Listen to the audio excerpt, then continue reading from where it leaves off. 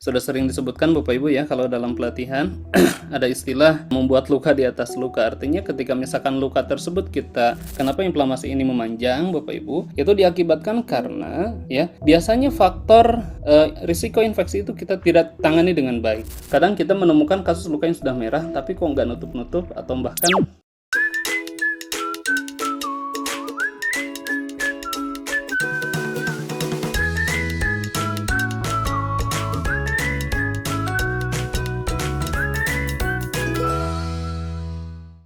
Assalamualaikum warahmatullahi wabarakatuh. Selamat siang Bapak Ibu semuanya. Semoga dalam kondisi yang sehat semuanya. Meskipun saat ini cuacanya juga sudah mulai masuk ke musim hujan ya. Semoga Bapak Ibu semuanya dimanapun berada tetap semangat, tetap bisa menyelesaikan tahun 2025 ini dengan sangat baik. Nah, hari ini kita masuk ke sesi kesekian kalinya bersama dengan Medcofazin Akademi Layanan Konsultasi, di mana tempatnya kita untuk diskusi kasus bersama dan juga sharing pengalaman. Jadi nanti selama proses kita diskusi, jika Bapak Ibu semua ada pertanyaan ataupun ada hal yang ingin di-sharing ataupun ada hal yang ingin didiskusikan, silakan nanti boleh raise hand ataupun tulis saja di kolom chat ya. Kita feel free sekali untuk Bapak Ibu kita bisa bertanya bareng-bareng gitu ya, karena setiap pengalaman dari Bapak Ibu juga itu sangat berharga untuk kita semuanya. Nah, hari ini kita masih ditemani oleh Nurse Agung Ginajar WOCITN. Siapa yang sudah tidak kenal beliau gitu ya. Kita sudah sekian kali juga ditemani oleh Nurse Agung, dan hari ini juga kasusnya kebetulan cukup menarik sekali gitu ya.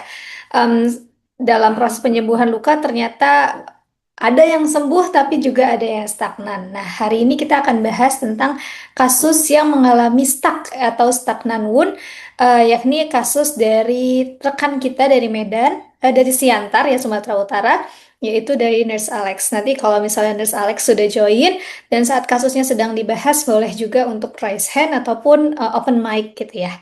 Saya izin menyapa dulu ke Nurse Agung. Assalamualaikum Nurse Agung.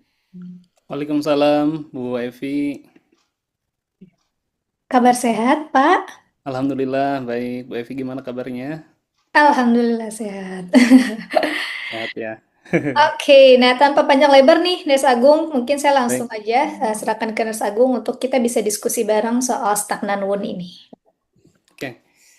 Baik, terima kasih Bu Evi atas waktu dan kesempatannya ya kepada saya untuk bisa berdiskusi lagi dengan bapak-bapak dan ibu-ibu hebat di seluruh Indonesia ya. Yang memang kita dipertemukan dalam ruang peminatan yang sama, yaitu tentang perawatan luka ya. Oke. Jadi mudah-mudahan di sini kita bisa banyak yang bisa kita diskusikan Bapak Ibu, karena memang eh, mungkin perlu diketahui juga ya Bu Evi ya, kalau misalnya memang kita di Medcofazin Academy ini bukan seperti halnya webinar, tapi kita lebih ke diskusi dan juga pembahasan terkait dengan kasus yang memang sering kita temui di lapangan, yang memang dirasa oleh Bapak Ibu mengalami kendala ataupun kesulitan dalam proses perawatan atau penyembuhannya. Nah, nanti bisa juga ke depan mungkin Bapak Ibu silakan jika ada kasus-kasus yang sulit kita diskusikan bersama ya. Eh, kita memang rutin setiap minggu mengadakan webinar ini, tetapi di grup juga kita eh, banyak teman-teman yang diskusi dan juga banyak masukan-masukan justru dari teman-teman semuanya. Oke, izin saya share screen dulu ya. Suara saya terdengar gak Bu Evi? Terdengar jelas. Jelas ya, takut kecil. Nah, sebetulnya ini udah beberapa kali dibahas ya. Kita memang kalau di Medcofazin Academy pasti bolak-balik lagi pembahasannya, dan memang yang membedakan itu adalah kasusnya. Nah, kasusnya ini mungkin yang unik ya dari teman-teman masing-masing praktisi luka di seluruh Indonesia, yang biasanya kita ajak untuk berdiskusi bersama. Jadi masukan itu nggak mesti dari kami gitu ya, tapi bisa juga dari Bapak Ibu sekalian. Eh, nah, topik hari ini adalah stagnant wound atau stuck wound healing, atau kita kenal dengan luka yang berhenti proses penyembuhannya, yang lama sembuh ya, atau bahkan berhenti ya, banyaklah istilahnya. Intinya adalah ketika luka tersebut harusnya berproses mengalami penyembuhan yang sesuai dengan fase penyembuhan luka yang kita kenal selama ini, nah itu tidak tercapai atau tidak terlaksana dengan baik, sehingga kita sebutnya adalah stuck atau stagnant wound. Nah, Bapak Ibu, perlu diketahui bahwa ada beberapa faktor terjadinya kenapa luka bisa mengalami berhenti proses penyembuhannya. Tetapi di sini kita perlu memahami juga kalau dilihat dari fase penyembuhan luka yang tiga itu yaitu adalah inflamasi, proliferasi atau remodeling. Inflamasi terdiri dari dua, yang pertama adalah hemostasis dan inflamasi itu sendiri. Nah, biasanya luka stuck ini berhenti di fase apa? Di fase inflamasi dan awal dari proliferasi. Inflamasi ini memang agak sulit untuk kita kendalikan Bapak Ibu karena memang itu adalah respon alami tubuh. Jadi kita sebagai tenaga kesehatan di sini berperan bagaimana caranya menciptakan kondisi fisiologis yang sesuai dengan kondisi tubuh, ya, di mana luka memang sudah tidak ada faktor pemberat, artinya memang lukanya sudah harus berhenti fase itu, katakanlah fase inflamasi, berarti harus terlewati itu sehingga tubuh tidak merespon bahwa inflamasi ini dibutuhkan terus-menerus. Nah, kebanyakan di kita pertama adalah karena delay wound healing itu karena memang inflamasinya yang memanjang. Yang kedua karena luka tersebut dibuat menjadi trauma, sehingga sama inflamasinya juga memanjang. Ya mungkin sudah sering disebutkan Bapak Ibu ya, kalau dalam pelatihan ada istilah membuat luka di atas luka. Artinya ketika misalkan luka tersebut kita sudah terlewati fase inflamasi. Karena ini masih banyak pendapat ya di kalangan tenaga kesehatan ya ataupun tenaga medis bahwa memang katanya luka itu bahkan harus, katanya ada yang menyebutkan seperti itu Bapak Ibu. Jadi luka itu harus dibuat berdarah. Artinya kalau udah berdarah udah bagus. Padahal kalau misalkan lukanya sudah merah, sudah harusnya fase proliferasi, luka yang bagus itu ya luka yang memang granulasi gitu, bukan luka yang balik lagi ke fase awal, ya ada perdarahan. Nah, kebanyakan di kita seperti itu. Itu luka yang mengakibatkan, salah satu yang mengakibatkan inflamasi ini memanjang. Karena kalau misalkan dia sudah merah, sudah granulasi, berarti dia udah berada di tahap proliferasi. Nah, kemudian pada saat kita rawat, ya, dan lengket katakanlah, balutannya nempel di permukaan luka, sehingga pada saat diganti balutannya nempel dan terjadi proses trauma, terjadi perdarahan, maka tadi fase proliferasi akan balik lagi ke fase awal yaitu inflamasi. Nah, inflamasinya nggak selesai-selesai, dibalikin lagi tuh ke fase inflamasi. Kunjungan berikutnya besoknya lagi pada saat ganti balutan sama seperti itu. Makanya kebanyakan di kita Bapak Ibu, kasus kenapa lukanya berhenti penyembuhannya itu karena proses inflamasi berulang. Itu yang pertama. Terus yang kedua, ini juga nanti akan berkaitan dengan kasusnya Pak Alex ya. Kenapa inflamasi ini memanjang, Bapak Ibu? Itu diakibatkan karena ya biasanya faktor risiko infeksi itu kita tidak tangani dengan baik ya. Yang paling simpel atau yang paling sering muncul itu adanya biofilm pada permukaan luka. Nah, itu biofilm yang tidak diakomodir dengan baik, tidak dibuang Bapak Ibu, dan tidak dicegah untuk muncul kembali, itu salah satunya bisa mengakibatkan inflamasi itu memanjang. Ya, jadi inflamasi memanjang ini salah satunya akibatnya biofilm. Kenapa? Karena tubuh menganggap bahwa kondisi luka masih infeksi, ya masih ada bakteri. Sementara biofilm itu adalah normalnya dia akan muncul lagi, ya pada kondisi luka kronis. Karena lukanya kotor terkontaminasi, maka beresiko terjadinya proses kolonisasi bakteri, ya yang mengakibatkan adanya muncul biofilm yang direspon oleh tubuh, ya bahwa itu adalah fase untuk meneruskan fase inflamasi sehingga inflamasinya memanjang. Itu yang paling sering. Ya, kecuali faktor yang lain, infeksi yang memang serius, ya itu juga bisa mengakibatkan inflamasi yang memanjang. Tapi kadang kita menemukan kasus luka yang sudah merah, tapi kok nggak nutup-nutup, atau bahkan tadi, ya nggak ada perubahan progres selama 2 minggu, 4 minggu, nggak ada pengurangan ukuran luka gitu ya. Nah, berarti salah satunya adalah bisa kita identifikasi itu ada biofilm di permukaan luka. Ini yang sering kita tidak sadari Bapak Ibu ya. Oke. Jadi karakteristik luka yang stagnan itu karena ada peradangan yang terus-menerus. Tadi salah satunya adalah karena ada kolonisasi bakteri atau biofilm. Kemudian tidak ada pengurangan ukuran luka atau perbaikan pada wound bed selama beberapa minggu. Nah, biasanya kita siapkan untuk persiapan dasar luka ya, Bapak Ibu, yang optimal itu kita maksimalkan di 2 sampai maksimal 4 minggu ya. Ini kan kita udah belajar tuh teknik untuk membuang jaringan mati dengan cara debridement yang banyak sekali beragam macamnya. Bahkan sekarang sudah kita menggunakan alat hydropressure segala macam gitu ya. Nah, itu tujuannya adalah supaya tercapai itu persiapan dasar luka T-nya dalam maksimal 4 minggu. Syukur-syukur 2 minggu udah tercapai, atau bahkan kalau misalkan bisa lebih cepat, ya tercapai selama 1 minggu misalnya. Nah, itu akan lebih baik lagi. Ada memang debridement yang optimal atau misalkan yang cepat, namanya surgical debridement ya, tetapi itu hanya boleh dilakukan oleh dokter di ruang bedah biasanya. Kalau untuk di praktik mandiri atau di klinik, kita bisa maksimalkan dengan penggunaan debridement teknik yang lain. Kemudian yang ketiga ya, yang terhambat kenapa luka ini stagnan juga diakibatkan karena pertumbuhan jaringan granulasi yang lambat.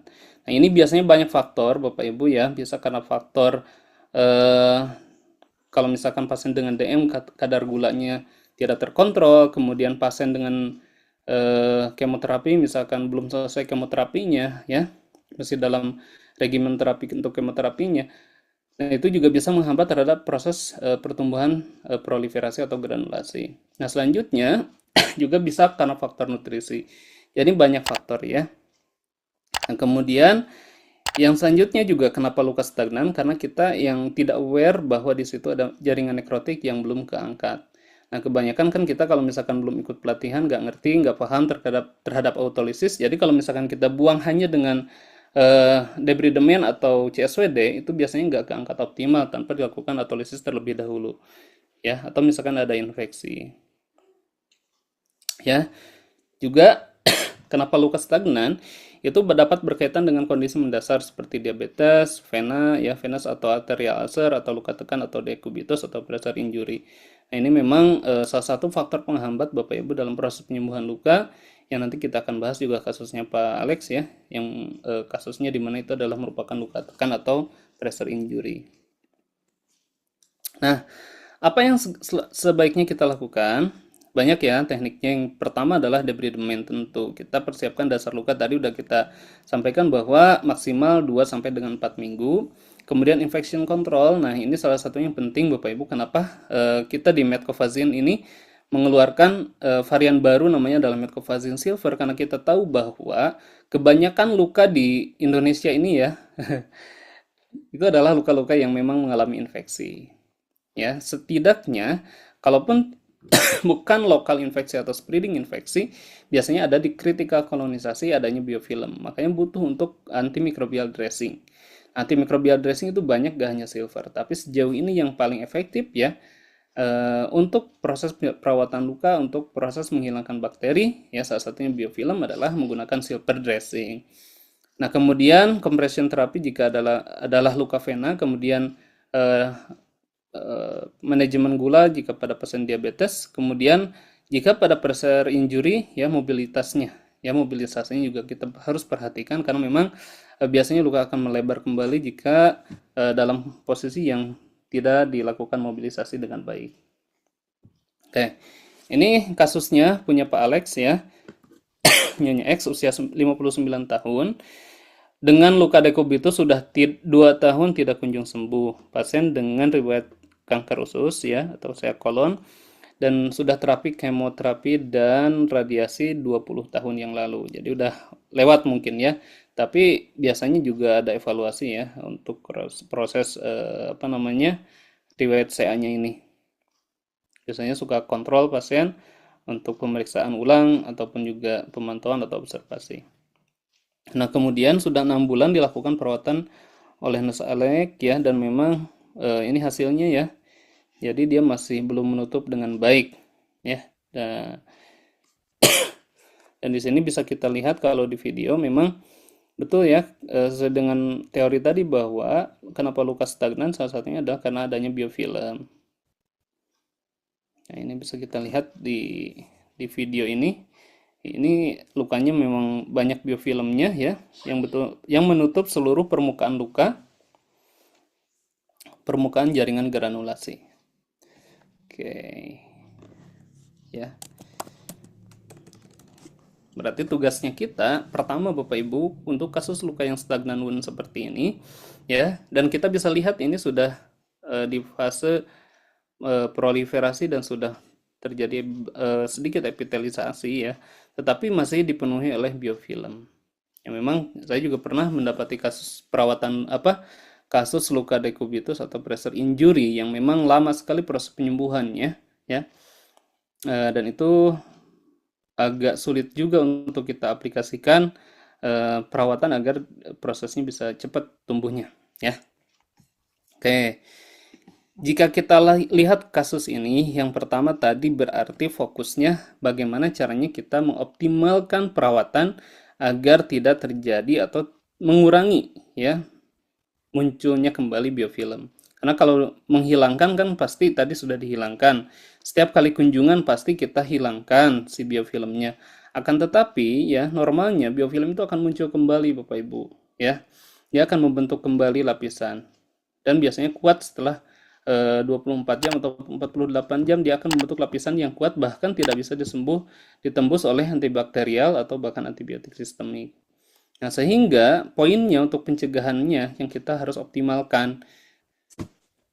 Nah, bagaimana caranya untuk mengoptimalkan munculnya biofilm? Ya salah satunya adalah kita harus membersihkannya dengan cairan PHMB, dan kemudian juga kita harus menggunakan topikal antimikrobial ya, yang sering kita gunakan yaitu tadi Metcovazine Silver.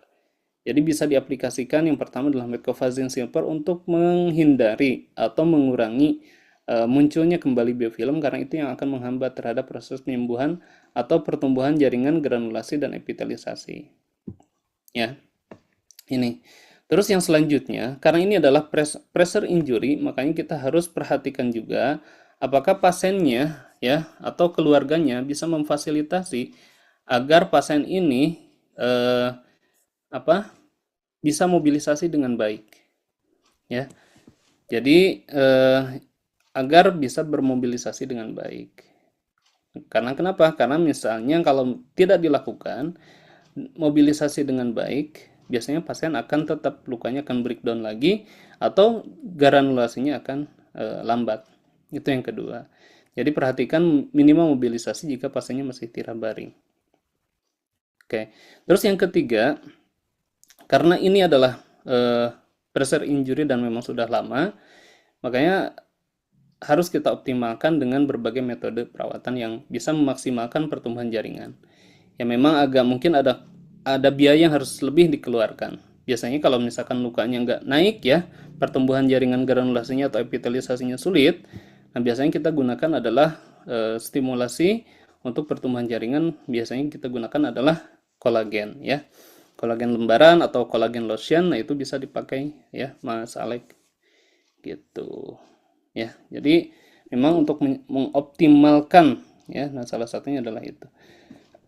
Terus yang selanjutnya ya, mungkin bisa untuk membuang atau membersihkan biofilm, karena memang kalau biofilm itu terutama kalau yang sudah lukanya lama itu dia akan nempel kuat di permukaan granulasi.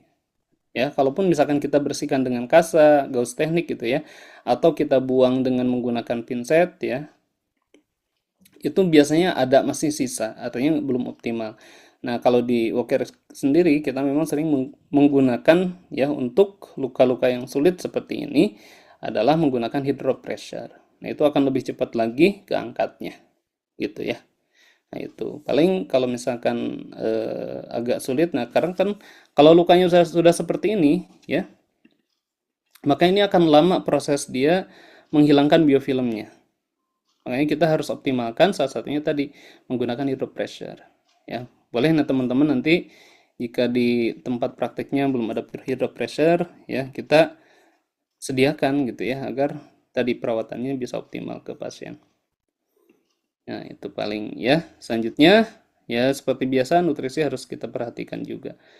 Dan perlu dievaluasi jika pasien memang masih masih sulit ya, karena kita juga pernah ketemu kasus seperti ini Bapak Ibu ya. Ya lukanya kecil, ya bahkan lebih kecil dari ini, tapi dia ada rongga atau undermining ke dalam.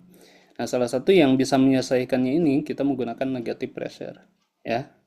Walaupun memang nggak ada eksudatnya, tetapi negative pressure di sini ya bukan untuk mengabsorb eksudat yang berlebih, tetapi salah satunya adalah untuk memacu ya pertumbuhan jaringan barunya gitu. Oke.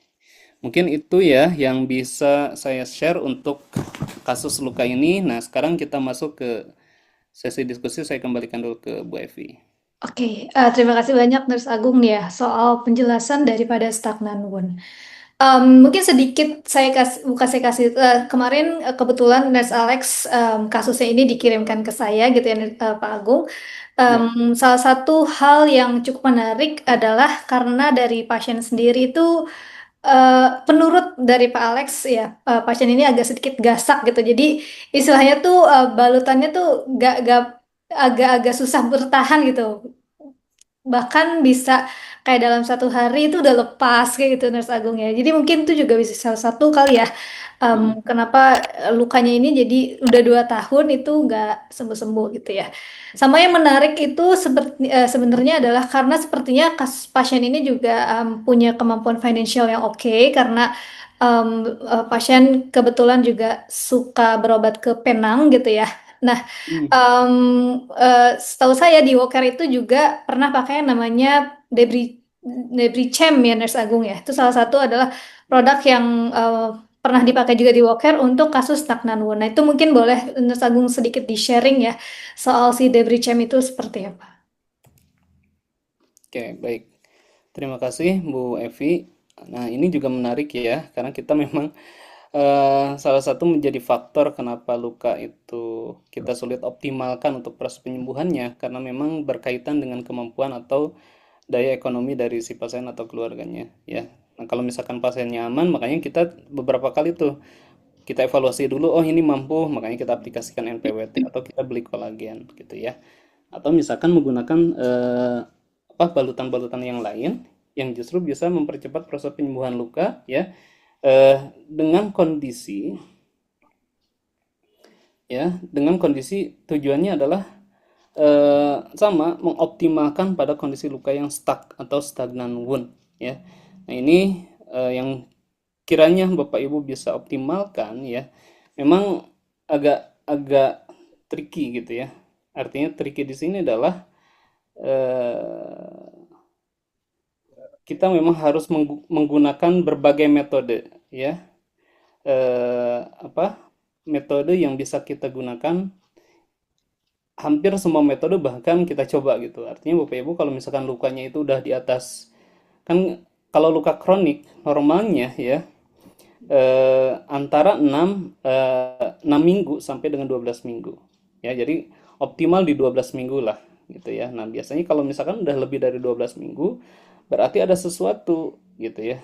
Sesuatu yang memang bisa dikatakan ada yang salah gitu dalam proses perawatan. Makanya kita suka evaluasi terus ya. Kalau misalkan ini kok lukanya udah berminggu-minggu kita nggak kita apa rawat tetapi memang tidak ada progres. Nah, berarti kan kita udah menjadi warning karena kan kita sudah memprediksikan untuk penyembuhannya dari awal gitu ya. Sehingga biasanya ya praktisi luka ya itu dia akan mencari cara dengan berbagai metode, dengan berbagai teknik ya, agar apa?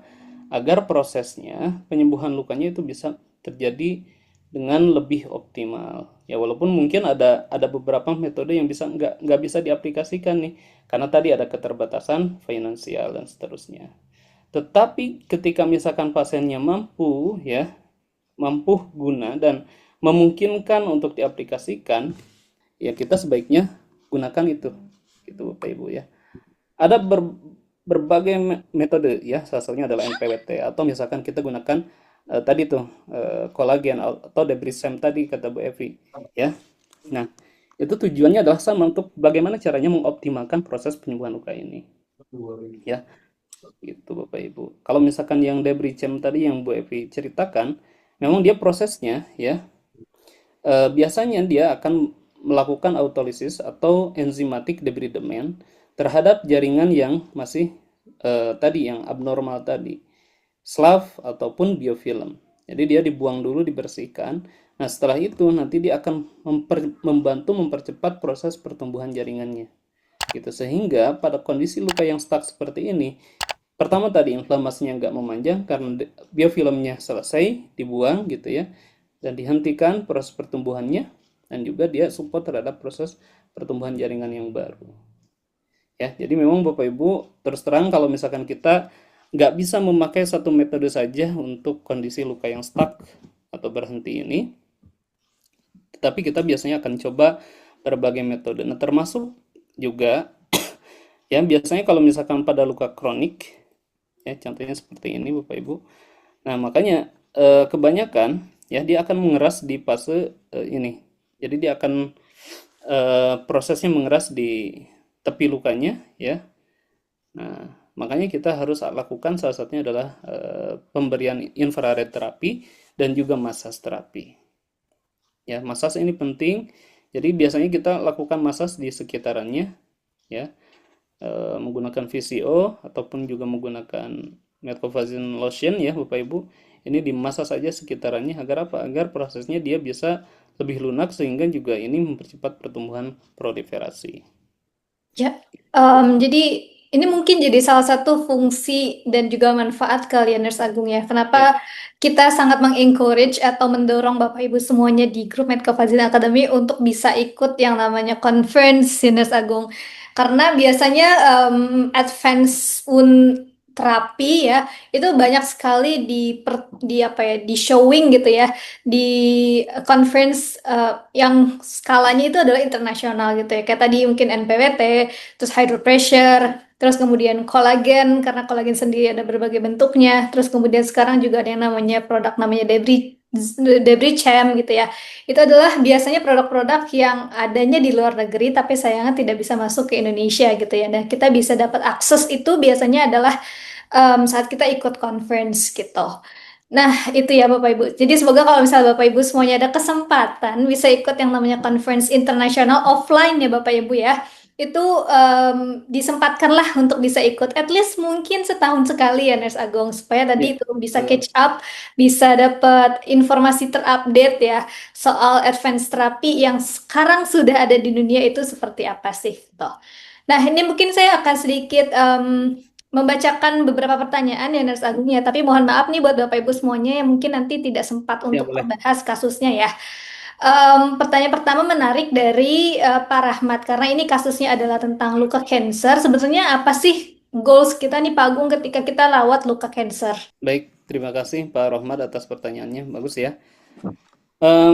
Sebetulnya kalau misalkan kita bicara goals ya tergantung dari kondisi orang. Memang kalau bisa kita klaim bahwa luka kanker tidak sembuh ya, artinya kita hanya berfokus pada pengurangan gejala, tetapi di beberapa kasus itu ada juga pasien luka kanker yang sembuh gitu ya. Biasanya pasien-pasien tersebut coping individunya bagus, nutrisinya adekuat, kemudian juga terapinya misalkan untuk kemoterapinya selesai. Nah, itu ada beberapa Bapak Ibu yang kasus lukanya menutup bahkan sembuh sampai sekarang. Ya, tetapi kalau bicara kita ke pasien, tentu kita tidak bisa menjanjikan. Artinya kita sampaikan bahwa tujuan perawatan yang kita lakukan adalah hanya paliatif saja untuk mengoptimalkan fungsi dari si pasien itu sendiri, memaksimalkan kualitas hidupnya ya dengan mengurangi gejala yang ditimbulkan dari luka. Itu sih Pak Rohmat ya. Oke. Kemudian tadi yang kedua ya Bu Evi ada tulisan tidak boleh dipakai salep silver saat menjalani sinar atau radiasi. Ya memang ada beberapa juga yang biasanya dokter yang akan melakukan terapi sinar atau radiasi itu sebaiknya tidak digunakan salep gitu ya. Katakanlah zinc oxide di situ atau chitosan. Nah, karena memang katanya itu bisa menghambat gitu. Jadi biasanya kita tidak aplikasikan dulu pada saat besok mau radiasi gitu aja sih. Tapi setelahnya kalau misalkan pasien sudah selesai radiasinya besoknya lagi digunakan tidak masalah. Gitu sih. Itu Bu Evi ya. Ya, mungkin dua pertanyaan lagi ya Pak Agung ya, karena tadi Ya. bahasnya adalah soal biofilm. Nah, apa sih Ya. ciri-ciri dari biofilm Pak Agung? Sama satu lagi adalah soal distribusi tekanan pada pasien dengan dekubitus. Kira-kira apakah ada some tips gitu ya untuk pasien yang harus tidur baring, terus supaya dekubitusnya nggak tambah parah gitu, karena dia nggak bisa mika-miki. Oke, bagus sekali ini pertanyaannya. Kelihatan kalau yang bertanya sudah pada berpengalaman ya, Mbak Evi ya. Betul. Hebat, euy. Jadi ini sebetulnya yang menarik ya. Kalau kita bicara yang pressure injury, bukan pengurangan tekanan, tapi distribusi tekanan. Itu bahasa internasional sudah yang dipakai Bu Evi ya. Oke. Nah, saya bahas yang biofilm dulu ya. Tadi pertanyaan dari siapa? Bu Risma ya, Bu Bu Mela, Bu Mela. Oh, Bu Mela. Nah, sebetulnya sederhana sih Bu Mela. Kalau untuk biofilm, kan normalnya kalau misalkan kita lihat granulasi, ini dia harus bentuknya adalah jaringan yang sehat gitu ya. Kayak misalkan daging, daging, daging segar gitu ya, merah gitu kan. Nah, sementara pada kasus biofilm, ini dia kayak lapisan pucat gitu. Kemudian kayak mengkilat, kayak agar-agar tipis gitu. Nah, itu adalah biofilm. Contohnya kayak gini nih. Nah, ini sebetulnya bukan SLAV, tetapi dia adalah biofilm gitu. Dan biofilm ini membentuk jaringan sendiri, dia berkoloni terus nanti membentuk lapisan dan semakin hari kalau ditinggalkan dia akan semakin kuat. Kalau tidak dibuang dia akan bertumpuk bertambah kuat, bertambah tebal gitu. Itu simpelnya seperti itu ya. Oke, nah ini pertanyaan dari Pak Nusfahmi ya. Ini yang paling sering bertanya juga nih Pak Fahmi. Oke, bagaimana caranya mendistribusikan tekanan ya? Ya, karena Itu ya. pasiennya tidak mampu untuk mika-miki karena sakit. Karena pasiennya sakit. Oke, nah ini juga agak butuh kita mengevaluasi setiap kali kondisi prognosis dari si pasien. Jika misalkan pasien mengalami sakit atau nyeri, ya kita harus konfirmasi nyerinya kenapa, kemudian juga apa terapi yang sudah didapat. Kalau misalkan nyeri karena lukanya, berarti lukanya belum tertutup dengan baik, ya, belum tertutup dengan oklusif ya, artinya tidak bisa memfasilitasi supaya tidak terjadi gesekan kayak tadi tuh. Kenapa lukanya bergeser, balutannya bergeser? Ya misalnya karena fiksasinya belum tepat, misalnya kita karena kan kalau misalkan pressure injury, dia lokasinya ada di belakang di sini ya, di sakrum misalkan dekat dengan apa anus ya. Apalagi pasiennya tirah baring, biasanya dia akan pup, akan kalau urin mungkin biasanya pakai kateter ya, tapi yang paling sering mengkontaminasi itu adalah feses. Nah, feses ini bagaimana caranya kita agar dia tidak mengkontaminasi balutan yang harus dipertahankan selama minimal 2 atau 3 hari. Supaya tidak tiap hari ganti juga gitu ya. Nah, karena salah satu yang bisa mengakibatkan stuck wound healing adalah penggantian balutan yang terlalu sering juga gitu ya. Nah, bagaimana caranya ya tentu penggunaan dressing atau balutan yang optimal. Nah, tadi kalau misalkan karena nyeri, nyeri itu kenapa? Misalnya karena lukanya ataupun karena kondisi tubuhnya ada bagian fraktur atau apa gitu. Nah, itu harus dilihat lagi. Artinya kita harus lihat dan evaluasi toleransi dari si pasien itu berapa kuat atau berapa banyak dia bisa melakukan aktivitas atau melakukan mobilisasi, apakah dia bisa mandiri atau harus dengan bantuan. Jika dia total care artinya harus dengan bantuan untuk mobilisasinya, berarti memang harus disiapkan pelaku rawat di rumah siapa yang bisa melakukan hal tersebut dan kita edukasi. Ya, karena kalau misalkan tidak dilakukan mobilisasi, tetap dia akan memperburuk atau menambah luka yang baru. Ya, makanya tadi betul harus didistribusikan tekanannya. Ya, salah satunya adalah mika-miki dan penggunaan support surface yang sesuai. Artinya penggunaan matras, ya, matras dekubitus atau matras pressure injury yang sesuai gitu. Nah, nggak bisa misalnya kita mika-miki tapi kasurnya yang keras atau kondisi ruangannya terlalu panas gitu ya. Nah, itu juga berpengaruh. Gitu sih. Oke, Bapak Ibu semuanya, sebenarnya tadi ada beberapa pertanyaan yang masih belum terjawab karena berhubung waktu kita juga sudah mau habis nih Pak Agung. Pak Agung kira-kira masih mau membahas atau gimana nih Pak? Boleh, boleh Lesti. Oke, soal tadi hydropressure juga karena tadi adalah Ya, terapi boleh. yang bisa digunakan itu adalah hydropressure. Itu seperti apa sih bentuknya Pak Agung? Boleh sedikit Ya, digambar. sebetulnya kan kita memang begini Bapak Ibu. Jadi kalau di pelatihan ya, katakanlah teman-teman sudah ikut pelatihan CWCCA. Memang kita mau saja sebetulnya biasanya menampilkan dalam bentuk video gitu ya. Menampilkan dalam bentuk ya video lah minimal gitu ya supaya Bapak Ibu tervisualisasikan. Tetapi memang untuk alatnya real memang itu nggak bisa dibawa karena ada alatnya yang besar atau misalkan harus instalasinya menggunakan listrik yang memang harus sesuai standar gitu Pak Ibu dan harus dilakukan di ruang perawatan. Nah, itu memang akan diketahui dan Bapak Ibu bisa melakukan aplikasinya langsung di pelatihan kita di CCC ya Bu Epi. Jadi kalau misalkan di saya kita ajarkan semua tuh Bapak Ibu, ada hydropressure, ada negative pressure wound therapy atau NPWT, kemudian ada aplikasi yang lain juga gitu ya. Contohnya kemarin misalkan adalah penggunaan EBPI gitu. Nah, itu kita memang aplikasikan semuanya di CWCC.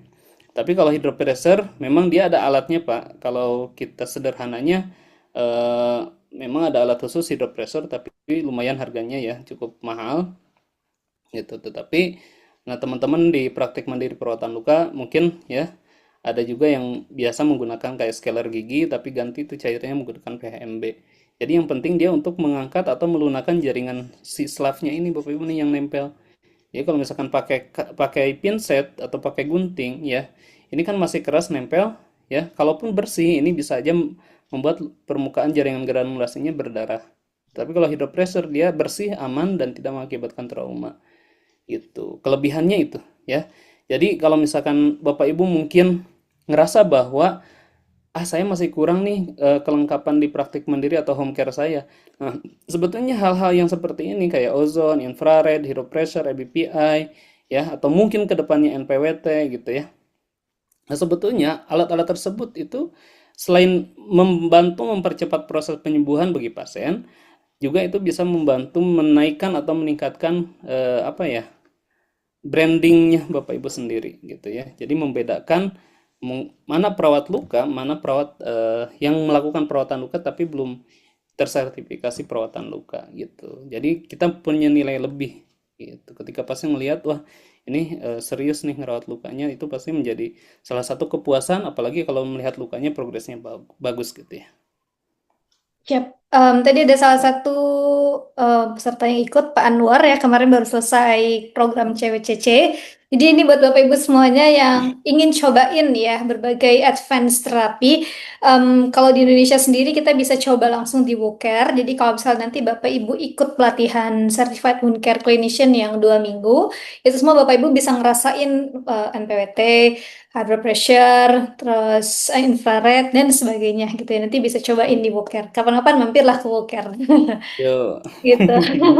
Insya Allah kalau nggak salah di bulan Januari ya, kalau nggak salah itu ada program lagi CWCC. Nanti kalau misalnya ingin tahu lebih lanjut, nanti brosurnya akan kami kirim juga ya ke dalam grup WhatsApp supaya nanti Bapak Ibu bisa ada persiapan ya untuk bisa ikut program tersebut. Mungkin untuk sesi kita kali ini cukup sekian nih Nurse Agung ya. Terima kasih banyak buat Bapak Ibu semuanya yang sudah bergabung hari ini. Kita ngebahas topik yang sebenarnya udah pernah kita bahas, tapi dengan kasus yang berbeda kita dapat pelajaran yang berbeda lagi gitu ya. Semoga minggu depan kita akan bahas lagi kasus-kasus yang lebih banyak lagi, lebih seru lagi gitu. Jadi Bapak Ibu semuanya selalu pantengin, selalu ikut terus Medcofazin Academy layanan konsultasi setiap hari Rabu ya Bapak Ibu jam 1 siang. Terima kasih banyak Nurse Agung sudah menemani kita selama 2 minggu ini. Sehat selalu supaya nanti kita bisa ketemu lagi mungkin kurang lebih 1 bulan lagi kita akan ketemu dengan Pak Agung. Dan buat Bapak Ibu semuanya yang belum masuk ke dalam grup WhatsApp-nya Medcofazin Academy, boleh ya, itu feel free sekali Bapak Ibu bisa masuk ke dalam sana dan kita bisa diskusi lanjutan lagi after ini gitu ya. Terima kasih banyak sekali lagi. Kita akan ketemu lagi minggu depan. Saya tutup untuk sesi kali ini. Wassalamualaikum warahmatullahi wabarakatuh.